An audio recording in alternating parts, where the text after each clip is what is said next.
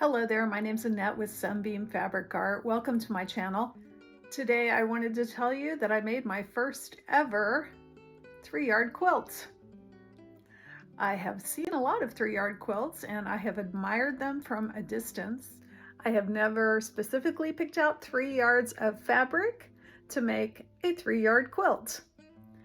So let me take you along with me today and show you how I ended up with 3 yards of fabric and made a 3-yard quilt. My friend Janet brought this by my house. She had some things that she wanted to get rid of, so I'll skip most of it, but in the very bottom were 3 1-yard cuts of coordinating fabric.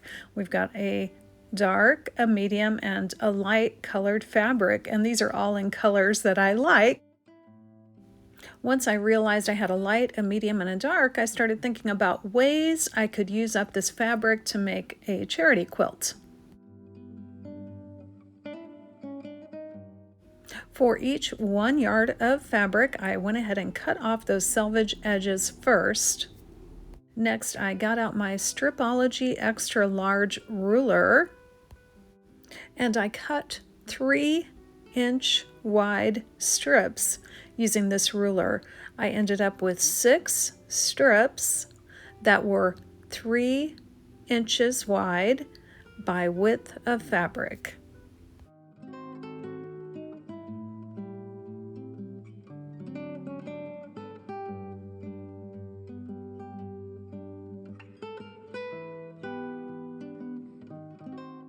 That was about a half a yard, a little bit more with the extra edge I cut off to straighten up the left-hand edge. I set the extra fabric to the side. I wasn't sure exactly what I wanted to do with the other half yard of fabric, but I didn't want to do the exact same thing with the whole 3 yards.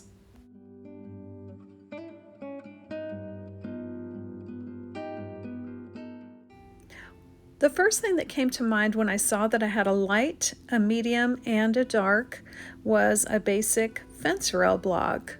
So I started just sewing my long strips together, and remember I have 6 strips of each one. I've got 6 strips of dark, 6 of light, and 6 of medium. And I do want them to be in a specific order. I want them to be going light, medium, dark in that order. So you see, first I'm stitching together a dark and the medium. When I go back and add on the light, I'm going to make sure that it's opposite from the dark.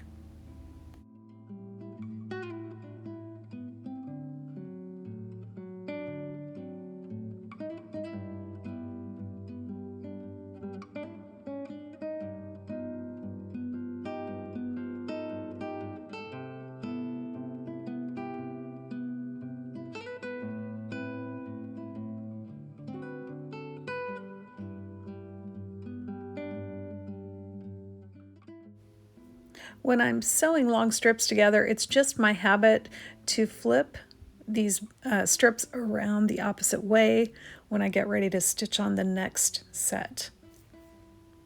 That is not as important for the block I'm doing today, but for example, in a Jelly Roll Race quilt, you would definitely want to flip after every round.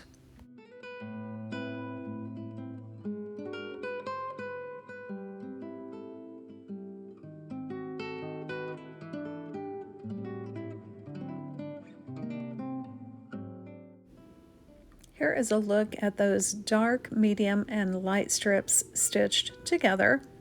I did want to take my ruler and see if I was right on. I thought to myself, well, if I used 9 inches of fabric, so 3 inches plus 3 plus 3 equals 9, minus a half an inch for each of the 2 seams, so a 1/4 inch times 4 actually, so 9 minus 1 should be 8. This actually came out to 7 3/4, so my 1/4 inch seam is not perfect. But I did measure a couple of other of these strip sets, and they all seem to be pretty consistent, all 7 3/4. So once I knew that, I knew I could square my blocks up to 7 3/4. Next, it was time to press the strip sets nice and flat so I could trim them. I prefer pressing strip sets on the wrong side. So I have the right side down and the wrong side up. To me, it's just easier to see those seams, see which way they're going, and make sure I am getting a nice press.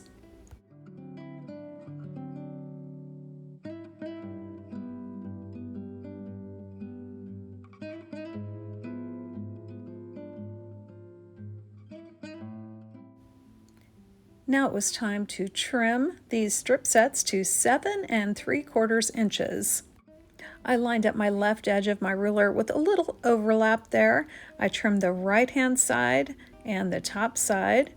Then I flipped the block around the opposite way and trimmed the other two sides.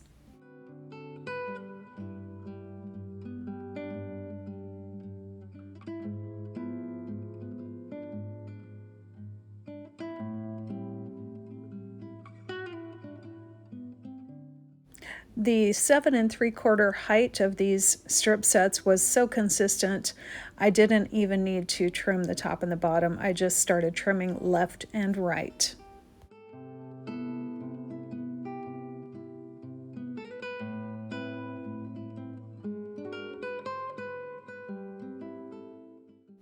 I'm always looking for shortcuts, so I tried to stack up a couple of these strip sets together, and that seemed to work out okay. I also made nice straight cuts for the leavings on the right-hand side of my strip sets and put those in my scrap pile.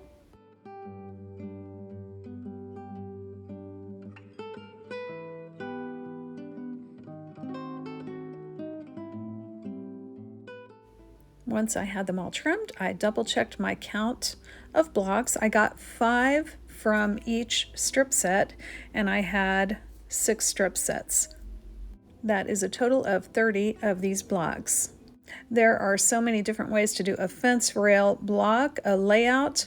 I have decided on a layout that is going to use the dark fabrics in an L shape, and that will be one row, and then the alternate row will be the light colors in an L shape, but flipped upside down. I will make sure and point out what I'm doing as I stitch the rows, but I'm going to have a total of 5 rows of 6 blocks each. So my top, my third, and my fifth rows will all be the brown L shape, and my second and fourth rows will be the light colored L shape. To start with, all I need to do is make my light L shape, and then when I get done with those pairs, I will make my dark L shapes.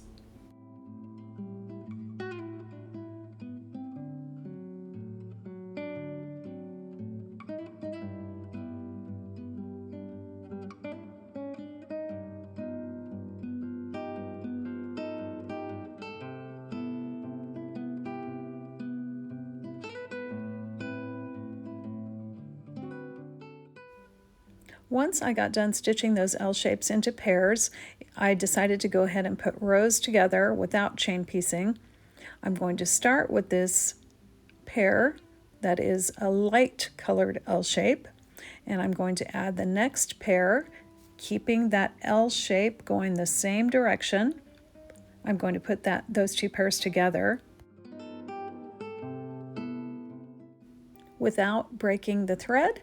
I'm going to flip that tail end of the second pair, and I'm going to add the third pair, making sure that L shape is going the same direction. Flip that around and go ahead and stitch that second seam for this row.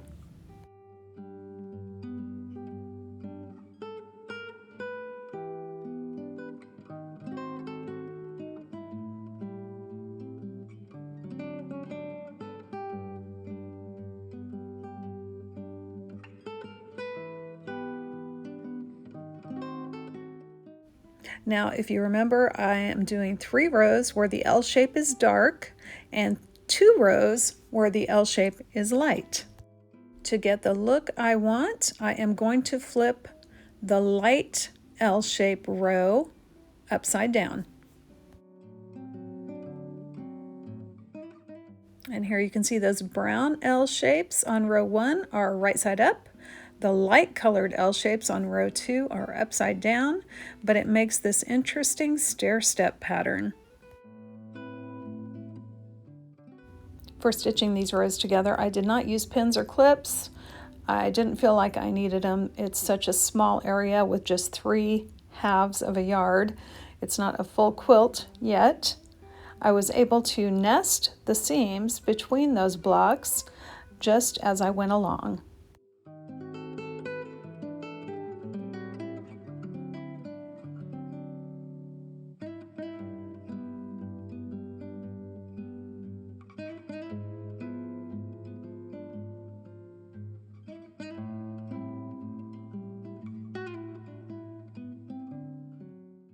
If I was going to do this layout in a full size, I would probably do a 6x8 layout to keep even numbers for rows and columns.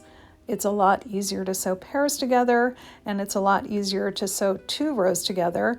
What I've done here is sew 2 together, then 2 together, then I sewed the first 2 together and then added on that last 1. It's a little harder when you have an odd number to keep it all straight.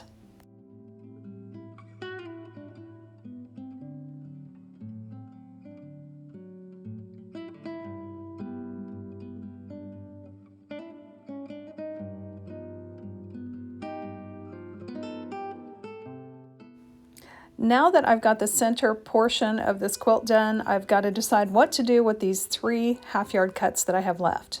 I decided just to make an easy piano key border, I'm going to make myself a nice straight edge on one side.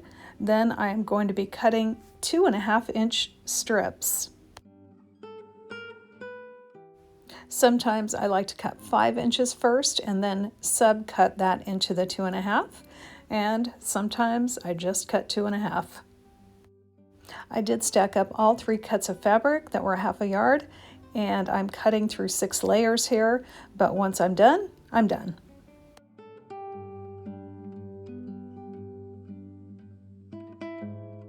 With all the strips cut out and a couple of mistake cuts that are a little bit shorter than the full width of fabric, I simply started sewing all these strips together, and I kept the shorter ones separate until the very end when I attached them.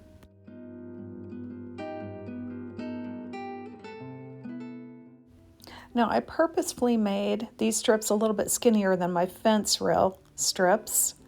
And also, I am not worried about keeping dark, medium, light, dark, medium, light. I'm just mixing it up and not putting any 2 together that are the same.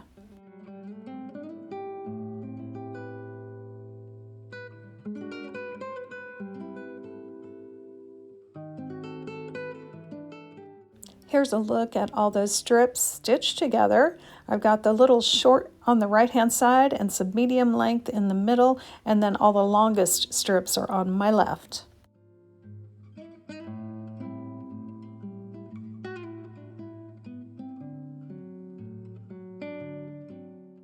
Now it's time to press this giant strip set, and I'm doing it the same way as I did the first strip sets.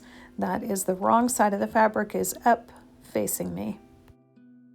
The shortest little pieces were the first ones I thought about, so I decided based on that to make 6-inch wide cuts out of these strips.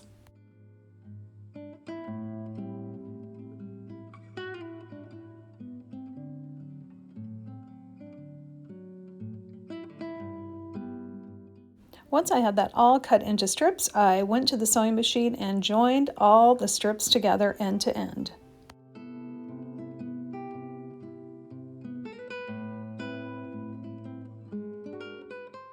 These strip sets were long enough that I could just flip the tail end around and add the next piece.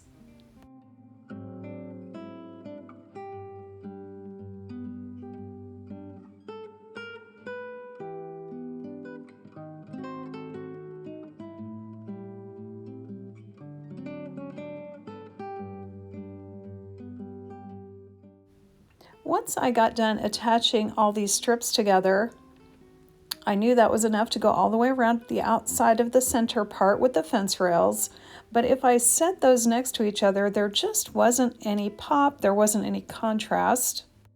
I could have used the scraps that I had left to make some kind of skinny border, but I would have had to take apart a lot of fabric to make that happen.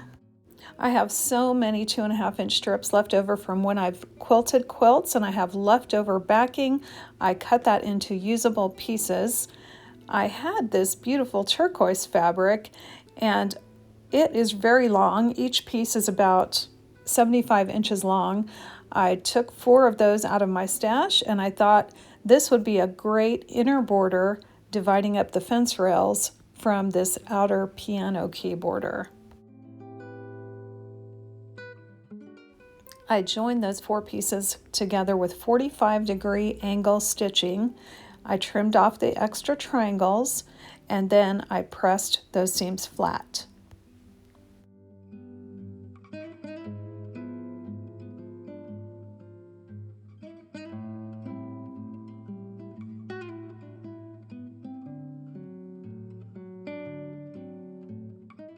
With both my inner border and my outer border all stitched together, I'm ready to attach the 4 borders of the inner to the fence rail portion of the quilt, and I simply went around in a clockwise fashion, and once I was done adding the 4 sides, I trimmed away excess bulk and pressed the seams flat.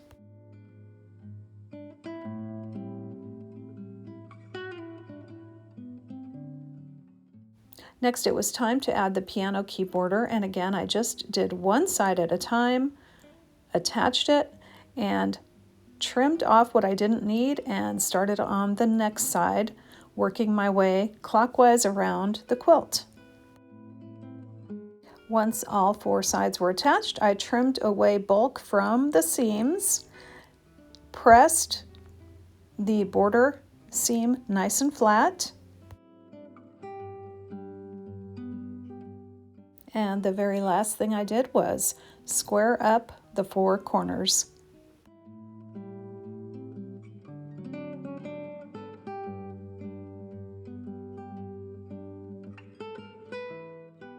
And I did want to give you a look at what is left from the 3 yards. It's not much at all. It's such a small handful of fabric here. I've got a few skinny strips, a few that are 1 inch wide or 2.5 inch wide. I've got a 4 inch wide strip and 1 6 inch wide strip, neither of which are very long. To make a 3-yard quilt like this, just pick a yard of light, a yard of medium, and a yard of dark out of your stash and go for it. You can do this. It will be fast and easy, and you will just love it. If you're a subscriber to my channel, and I hope you are, I want to let you know you can click that little bell icon. You'll get notified when I post new videos. And let me know in the comments if you think you'll make this quilt and what colors you will make it in. Thank you so much for joining me, and I hope to see you back again real soon.